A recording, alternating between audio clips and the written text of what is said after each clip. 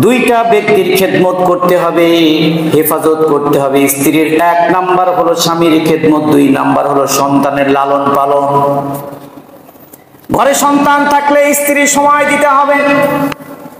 যদি ওই সন্তানের খেদমত যদি ঠিকমতো করতে না পারে, লালন পালন যদি ঠিকমতো করতে না পারে, আর স্বামীর যদি খেদমত করতে না পারে, আল্লাহর নবী বলেন কুল্লুকুম রাঈন ওয়া কুল্লুকুম মাসউলুন আন রাইয়াতিহি। ওই স্ত্রীর যে দায়িত্ব ছিল, দায়িত্বের খেয়ানত করার কারণে আল্লাহর কাঠগড়ায় তাকে দাঁড়াতে হবে। এরপরে আল্লাহর নবী ঘোষণা করলেন 6 নাম্বার হলো স্বামীর অনুমতি ব্যতীত কোন পর পুরুষকে ঘরে প্রবেশ করতে দেওয়া যাবে না। স্বামী যদি অনুমতি না দেয়, তার অনুমতি ব্যতীত কোন পর পুরুষকে গয়রে মাহরাম কোন পর পুরুষকে ঘরে প্রবেশ করতে দেওয়া যাবে না। স্বামী এক রাস্তা দিয়ে অফিসে যায়, আর এক রাস্তা দিয়ে বয়ফ্রেন্ডের কাছে কল দিয়া সারা, স্বামী বের হচ্ছে, আর এক রাস্তা দিয়ে বয়ফ্রেন্ড এসে হাজির। ঠিক কিনা? হয় না এরকম? এরকম পরকীয়া নাই? 2 ভাই বিদেশ থাকে। কয় ভাই? 2 ভাই বিদেশ থাকে। পরশু দিনকার ঘটনা, 3-4 দিন আগের ঘটনা। 2 ভাই বিদেশ থাকে। এই 2 ভাই বিদেশ থাকার কারণে তার তো 2টা বউ আছে। 2 ভাই 2টা বউ আছে না? এই 2 বউ তাদের একটা হক তো আছে নাকি? আছে না তাদের? এই 2 বউ 2 বন্ধুর সাথে পরকীয়া করেছে। কয় বন্ধু? মানে বন্ধু ছেলে 2 জন একই বন্ধু। প্রথম আগে একটার সাথে হয়তো বা আরেকটার সম্পর্ক হয়েছে। সম্পর্ক হওয়ার পরে ওইটা হয়তো বা যাও ননদ যাও হয়তো বা কথাবার্তা হয়েছে। যাও বলে যে আমি তো এই কাজই করি, এরকম আছি, সুখী আছি, তোমার থাকা লাগবে কিনা।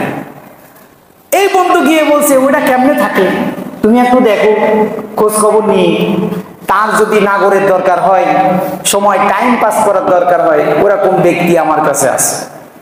এইভাবে তারা কথাবার্তার মাধ্যমে একটা এগ্রিতে এসে এই বন্ধু আরেক বন্ধুকে এই অফারটা দিয়েছে। বন্ধু এই অফার পাইলে, বোঝেন না, শিয়ালের সামনে মুরগি রাখলে যা হয়।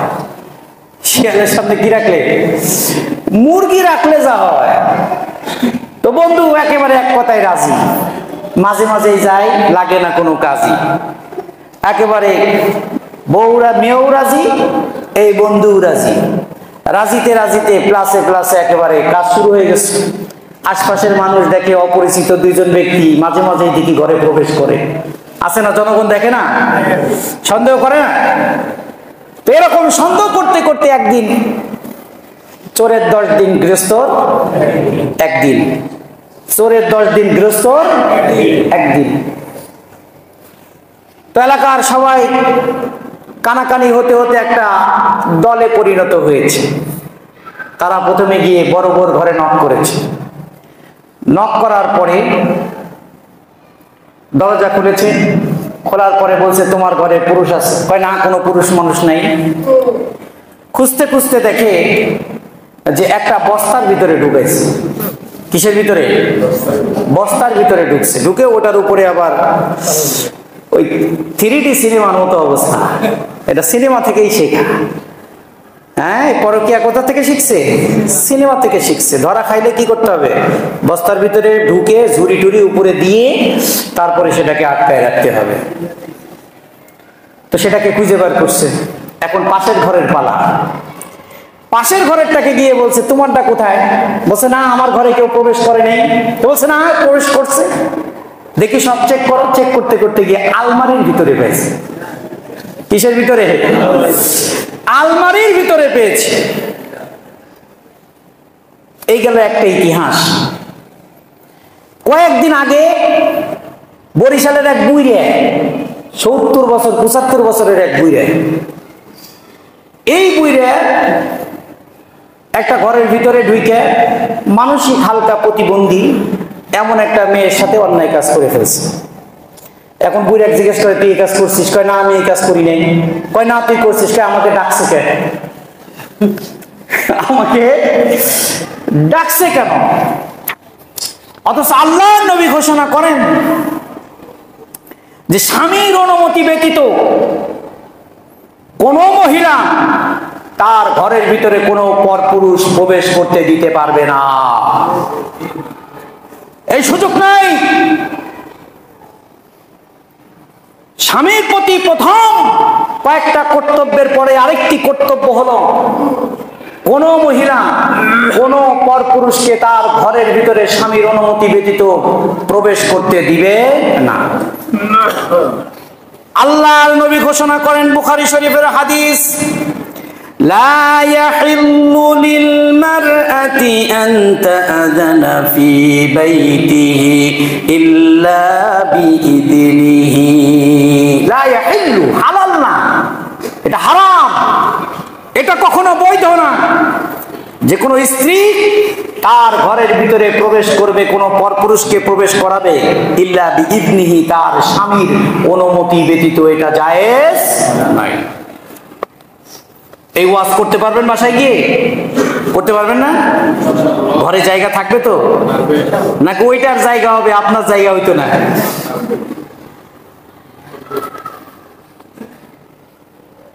এরপরে আল্লাহ নবী ঘোষণা করেন, শুধু কি তাই, স্বামীর অনুমতি ব্যতীত কোনো মহিলা রোজাও রাখতে পারবে না, নফল রোজা। সুবহানাল্লাহ বলবেন না? স্বামীর অনুমতি ব্যতীত কোনো মহিলা নফল রোজা রাখতে পারবে না। স্বামী ঘুমিয়ে আছে, স্বামী কিছুই জানে না, রাতের বেলা উঠে সেই দিকে সকালে বলছে ভাত খাবা না, বলছে রোজা আছি, জায়েজ হবে না ওই রোজা। কি হবে না? স্বামীর অনুমতি নিতে হবে নফল রোজা রাখতে গেলে। কোন রোজা রাখতে গেলে? স্বামীর মর্যাদা আছে না নাই? আছে। আল্লাহ রাব্বুল আলামিন বহু গুণ স্বামীর মর্যাদা স্ত্রীর উপরে বাড়িয়ে দিয়েছেন। সুবহানাল্লাহ। আল্লাহর নবী ঘোষণা করেন, শুধুমাত্র তাই নয়, ৮ নাম্বার হল স্বামীর জৈবিক চাহিদা যখন আসবে, তামাম স্ত্রীর যত কাজ থাকুক না কেন সকল কাজকে দূরে সরিয়ে এক ডাকে সাড়া দিতে হবে। কোনো সুযোগ নেই, অবকাশ নেওয়ার কোনো সুযোগ নেই। আল্লাহর নবী ঘোষণা করেন, ইযা দাআ রাজুলুন ইমরাতাহু ইলা ফিরাশিহি ফালতুজিবু ইন কানাত আলা যাহরি ফাতাবিন। কোন স্ত্রীকে যদি তার স্বামী বিছানায় ডাকে, ডাকার পরে ওই স্ত্রী প্রথম শর্তই হলো তার কথার জবাব দিতে হবে, যদিও সে তরকারি কাটাকাটিতে ব্যস্ত থাকে। ওয়া ইন কানাত আলা যাহরি ফাতাবি, তরকারি কাটাকাটি বলে না, তরকারি কাটতেছি, তরকারি কাটাকাটিতে ব্যস্ত, একটা পটল কাটতে গেছে, পটল কাটার অর্ধেক ছাড়ে নাই, অর্ধেকের ভিতরে শেষ হয়ে গেছে, ডাকার সাথে সাথে ওই পটল ফেলে দিয়ে সঙ্গে সঙ্গে স্বামীটাকে সাড়া দিতে হবে। দেয় সারা? কথা বলেন না কেন? মুখ চোখই তো থাকে একেবারে, মুখের দিক তাকাইলেই তো রাগ উঠে যায় নাকি? এটা শরিয়া। পরিবার গঠনে ইসলাম কি দিশা দিয়েছে মহিলাদেরকে? আল্লাহ রাব্বুল আলামিন, আল্লাহ রাসূল বলছেন যে তুমি যতই ব্যস্ত থাকো না কেন, ঘর ঝাড়ু দিচ্ছ, অর্ধেক রুম ঝাড়ু দিয়েছ আর অর্ধেক এখনো ঝাড়ু দিতে পারো নাই, ফেলে দাও হাত থেকে ঝাড়ু, ডেকেছে সঙ্গে সঙ্গে জবাব দিতে হবে। মর্যাদা বাড়িয়ে দিলেন কে? আল্লাহ। কাদের মর্যাদা বাড়ছে? স্বামীদের মর্যাদা বাড়ছে। মর্যাদা কমালে চলবে? চলবে। পুরুষের মতো থাকতে হবে। কিসের মতো থাকতে হবে? ইসলাম পুরুষকে যে মর্যাদা দিয়েছে, এই মর্যাদা অধিকার আদায় করতে হলে পুরুষের মতো থাকতে হবে, মেসি বিড়ালের মতো বসবাস করা যাবে না। এরপরে আল্লাহর নবী বললেন, স্বামীর প্রতি কৃতজ্ঞ থাকতে হবে। অনেক মহিলা স্বামীর প্রতি অকৃতজ্ঞ, স্বামীর দুর্নাম করে, করে না? স্বামীর গীবত করে, পরনিন্দা করে, কল্পনাও করতে পারবেন না। 1 থেকে 2 জন 3 জন মহিলা যখন এক জায়গায় হয়, তখন আপনার রাতের সব ঘটনা ওই আপার কাছে বর্ণনা করে। আপনি জানেন অনেক মহিলা তার ঘরের সিক্রেট বিষয়গুলো আর এক মহিলার সাথে সমালোচনা করে, করে না?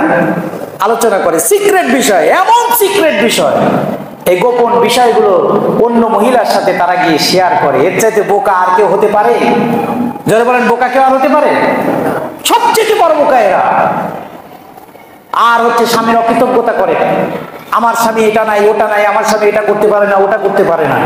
এটা কখনো করা যাবে না। সব সময় স্বামীর কৃতজ্ঞতা আদায় করতে হবে।